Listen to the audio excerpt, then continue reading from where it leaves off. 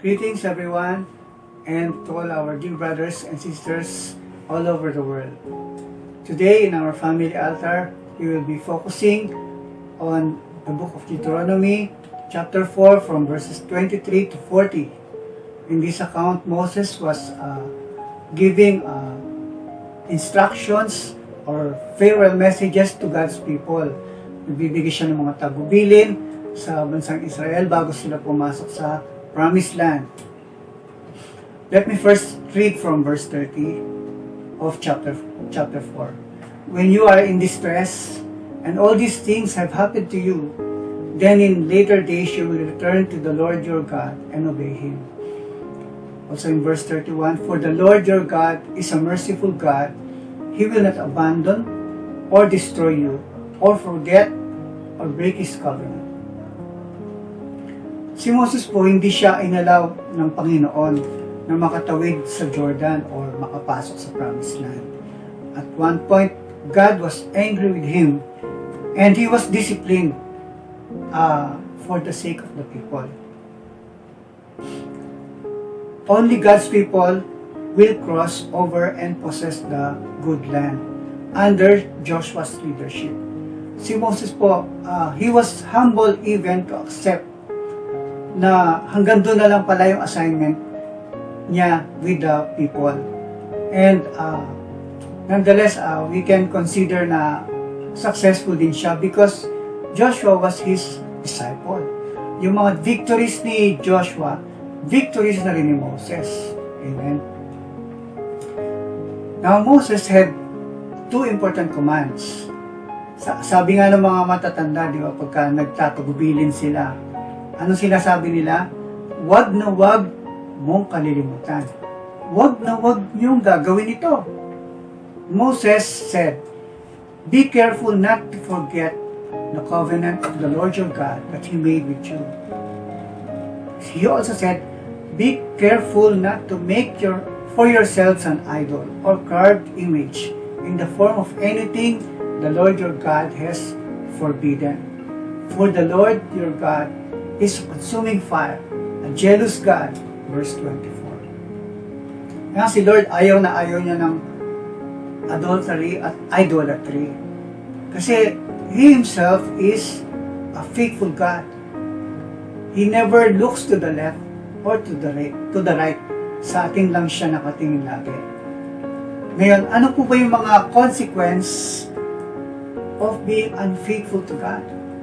In verses 25 to 27, the Lord said, after you have had children and grandchildren and have lived in the land a long time, if you then become corrupt and make any kind of idol, doing evil in the eyes of the Lord your God, and arousing His anger, sinabi ni Moses, itong warnings na ito, you will quickly perish from the land. You will not live there long, but will certainly be destroyed.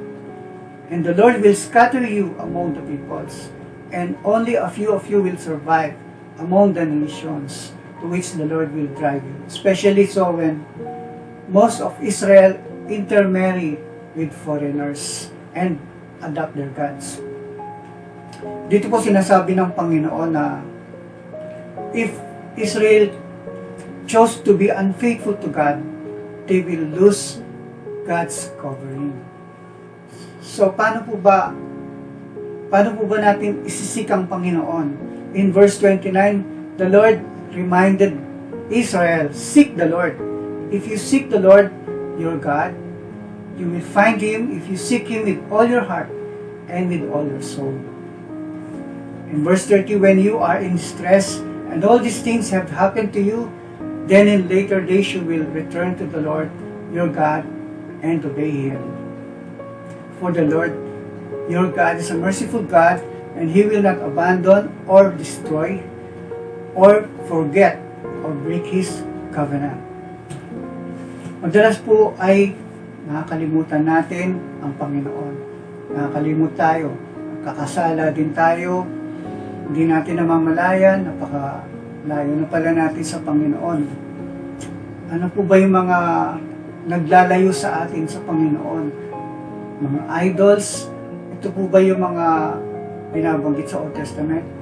Maaring oo, maaring hindi. Pero ito yung mga bagay na ipinagpapalit natin sa Panginoon. God is a faithful God, but He is also a jealous God.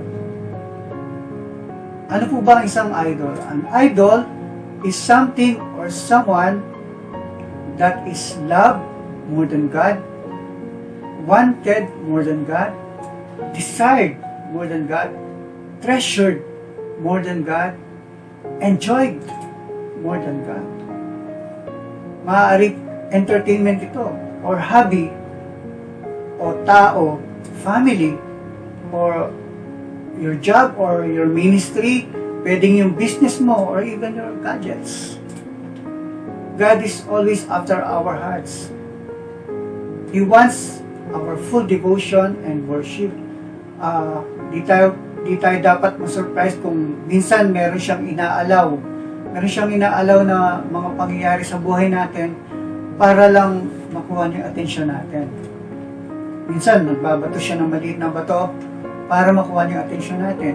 Minsan, palaki ng palaki yung bato na yon para makuha niya yung atensyon natin.